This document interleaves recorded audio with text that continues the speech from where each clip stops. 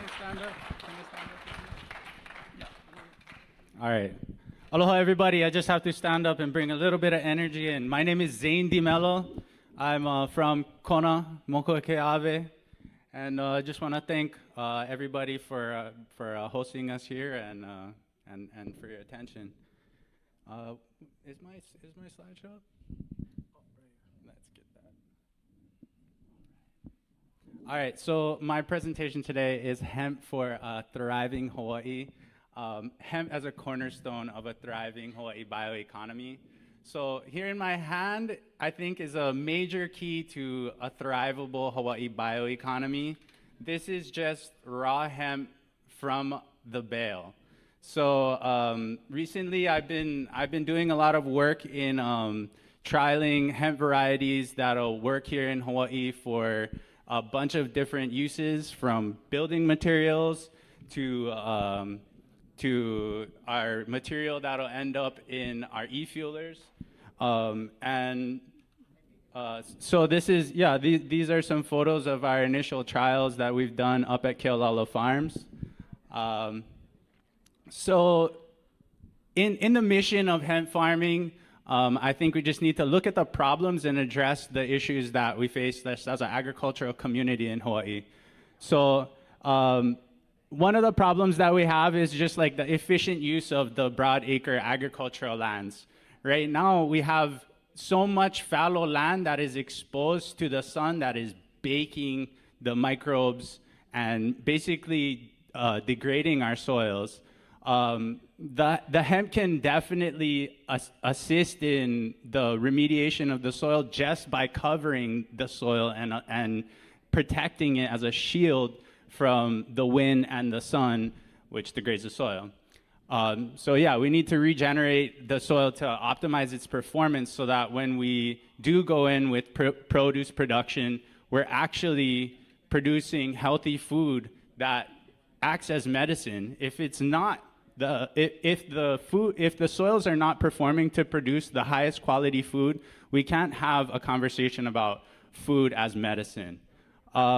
We also need diversified agricultural systems. And in that, I mean, right now we're working with a lot of broad acre produce production, but we don't really have a stable commodity crop industry here in Hawaii. So we're not able to take on large pieces of land and work them with a limited amount of labor input. And as we all know, all the farmers here know, one of the biggest problems in agriculture is finding people. So if we're able to set up systems that take less labor and actually have positive impacts on the ecology, then that's a win-win right there. We also, thank you. We also need livestock inputs. We're like at a huge, right now we import a lot of our livestock inputs. So looking at hemp, looking at using hemp fiber as a straw for animal bedding, using the grain as feed, and then setting up forage systems where we can feed animals young hemp crops, I think is a great way for us to plug hemp into the system and make our food systems actually operate a lot more efficiently. We also need sustainable Hawaii-made building materials. That's a huge issue right now, is our reliance on imported building materials.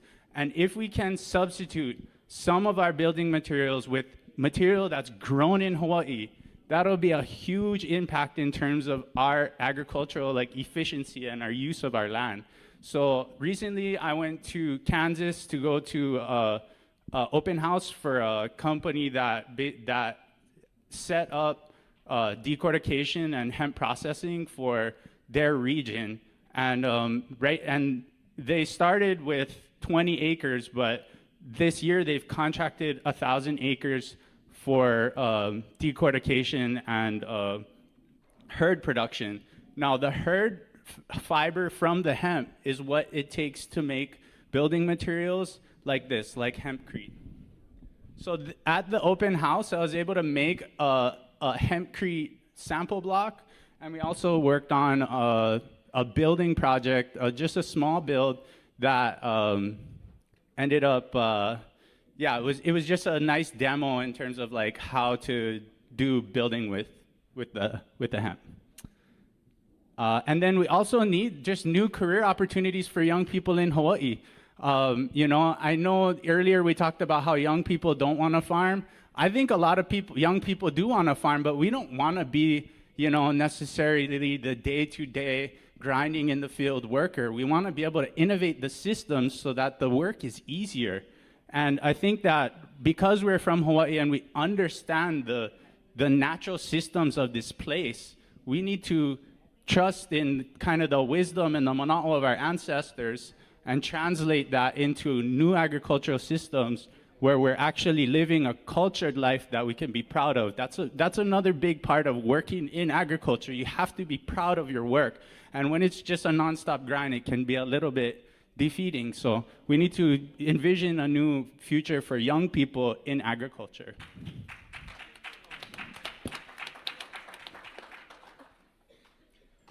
All right, so Kealaula Farms, what we're doing, I know we've talked about Kealaula Farms a lot, but we are a farming consortium, so I'm just, as a hemp farmer, a small part of the puzzle. We're working on the hemp production for regenerating the land that we're on. Right now, I mean, if we look at red dirt, you don't go in the forest and find red dirt. Red dirt is basically a result of the oxidation of our soils. So we're looking to reduce all of that oxidized material and create a more fertile soil. We're working on regenerating the soil.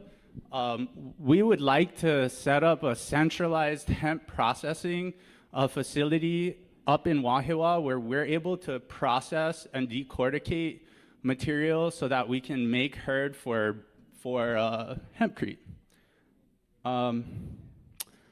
We're also looking to, through that, we're looking to create opportunities for import substitution of things like insulation, stucco, and other building materials, and then create jobs, and then create new farming methods that incorporate things like livestock, multi-crop rotations, and create different products out of the same acre of land. So our plan is to use the hemp along with our e-fuelers to capture that carbon and turn it into energy. We're looking to regenerate brownfields, fields that are polluted, and also degraded soils. And we're looking to, basically, in the future, create a system where we can create a textile market. Textiles are a little bit down the road because we're going to have a lot of volume for us to create the textile industry. But if we start with the fuel for the e-fuelers and the building materials, I think that'll kind of pave the way for us to go into textiles and eventually bioplastics, which are two huge things that I think that will feed into the import substitution conversation. And yeah, on the far right over there, you can see me.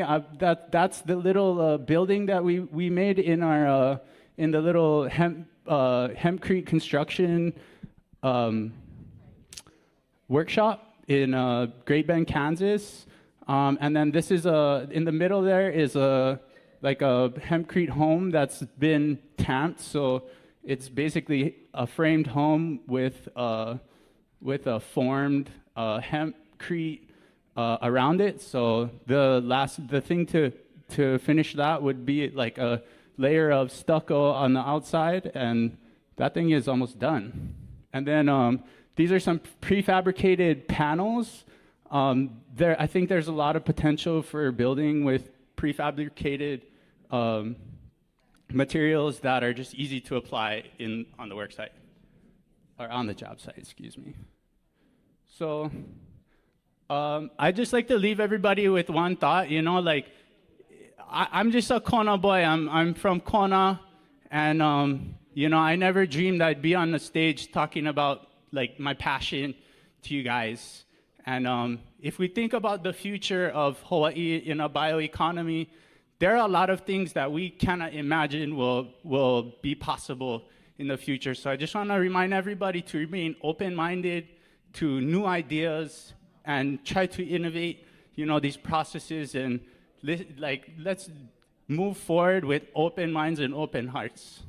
All right, mahalo. Thank you. Sorry, guys. I actually have this material. I never even shared it with you, but I am really excited about it. This is Hempsolation. It's an insulation product that we can use for padding, insulation on homes. It works really good for cushions, and it's antimicrobial.